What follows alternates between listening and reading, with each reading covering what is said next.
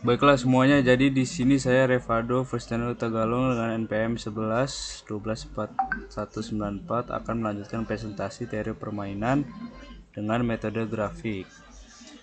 Metode grafik digunakan untuk matriks berukuran 2xn atau mx2, di mana permainan 2xn ini pemain baris punya dua strategi, yaitu x1 nya peluang strategi 1, lalu x2 nya peluang strategi 2, di mana x1 ditambah x2 sama dengan 1. Lalu hitung expected payoff untuk tiap strategi murni pemain kolom.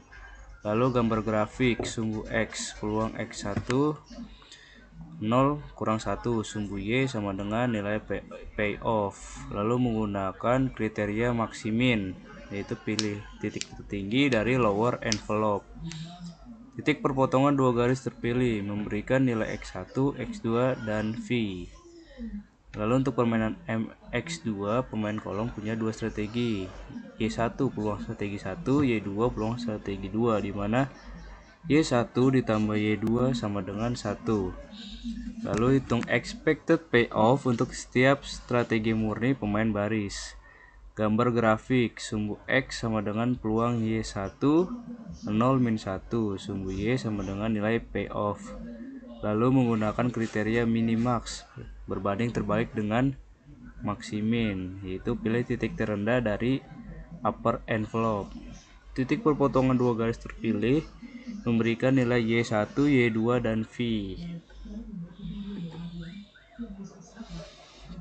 Jadi intinya kalau pakai metode campuran grafik, syaratnya itu harus ada antara A dan B itu dua strategi, dan diasumsikan bahwa permainannya tidak punya saddle point.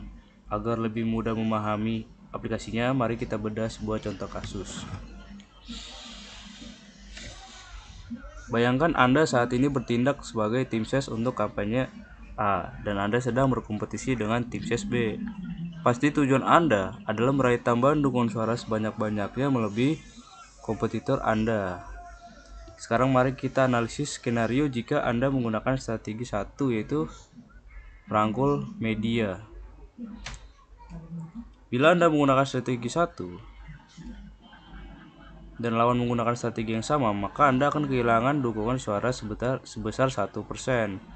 Lalu bila lawan menggunakan strategi 2, maka Anda akan mendapatkan dukungan suara sebesar 2%. Sementara bila lawan menggunakan strategi 3, maka kedua pihak tidak akan mendapatkan tambahan. Selanjutnya mari kita lihat skenario kedua, bila Anda menggunakan strategi 2 dan lawan menggunakan strategi yang sama, maka kedua pihak tidak akan mendapatkan tambahan dukungan suara. Sementara bila lawan menggunakan strategi 1, maka Anda akan mendapatkan dukungan suara sebesar 1%. Bila lawan menggunakan strategi 3, maka Anda akan mendapat dukungan suara sebesar 1%. Terakhir kita tinjau skenario ketiga, bila Anda menggunakan strategi 3 dan lawan menggunakan strategi yang sama, maka Anda akan kehilangan suara sebesar 2%. Lalu bila Anda menggunakan strategi 3 dan lawan menggunakan strategi 1, maka Anda akan kehilangan dukungan suara sebesar 2%. Sementara bila lawan menggunakan strategi 2, maka Anda akan mendapatkan dukungan suara sebesar 1%. Jika digambarkan, metric payoff dari kedua pemain A dan B akan menjadi sebagai berikut. Nah, setelah itu kita cari saddle point-nya atau titik tengah.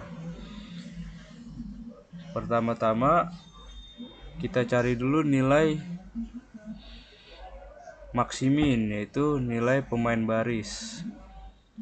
Pemain baris dimana nih dari ketiga ini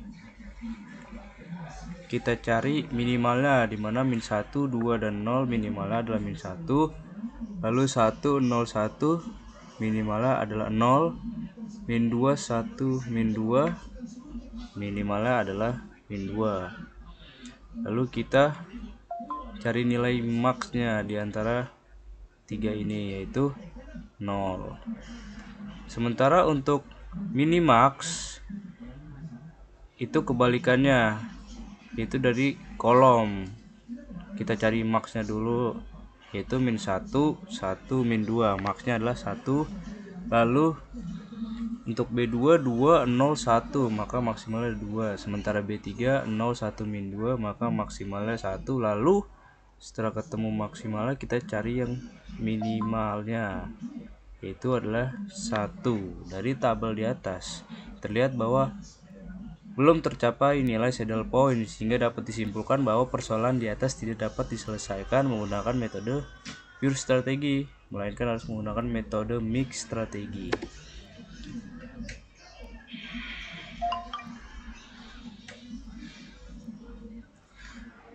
Diketahui tabel yang memuat outcome untuk tiap strategi yang mungkin dilakukan oleh pemain A dan B. Nah, tentukan strategi optimal untuk masing-masing pemain. Berdasarkan tabel outcome yang terlihat, ada strategi yang mendominasi dan strategi yang didominasi. Strategi A3 didominasi oleh strategi A1, sehingga pemain A pasti tidak akan memilih strategi A3.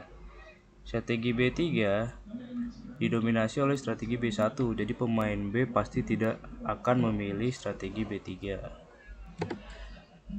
Berdasarkan tabel di atas, sudah tidak dapat dilakukan langkah selanjutnya dengan dominasi dan tidak didapatkan nilai saddle point, sehingga penyelesaian selanjutnya dapat dilakukan dengan metode grafis.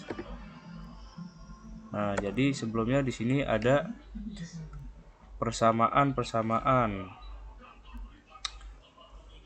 A1, A2, B1, B2 dengan strategi BY1, ekspektasi P of A-nya 1 min 2 X1, dan strategi BY2, ekspektasi P of-nya 2 X1.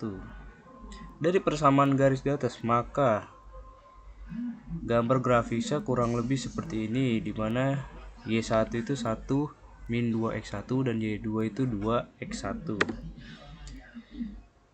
Lalu kita cari titik potong kedua garis yang bisa dicari dengan aljabar biasa, di mana 1 min 2 X1 sama dengan 2 X1, lalu 4 X1 kurang 1, X1 bintang untuk mencari nilai optimalnya sama dengan 0,25 atau sama dengan 25%.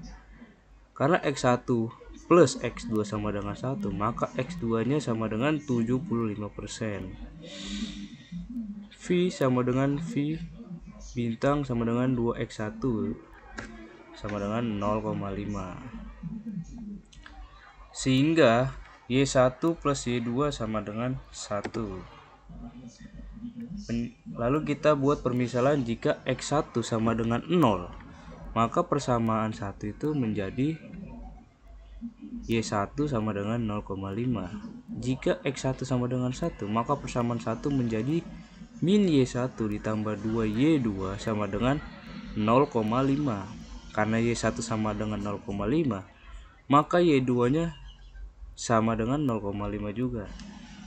Dari kasus ini, kesimpulannya sebaiknya perusahaan A dan B menggunakan strategi campuran, dengan perusahaan A menggunakan strategi A1 sebesar 25% dan A2 75%, karena akan menaikkan keuntungan setengah dari 0 menjadi setengah. Sementara untuk perusahaan B bisa menggunakan strategi B1 sebesar 50% dan B2 sebesar 50%, karena akan mengurangi kerugian dari 1 menjadi 0,5. Demikian presentasi dari saya, kurang lebihnya mohon maaf.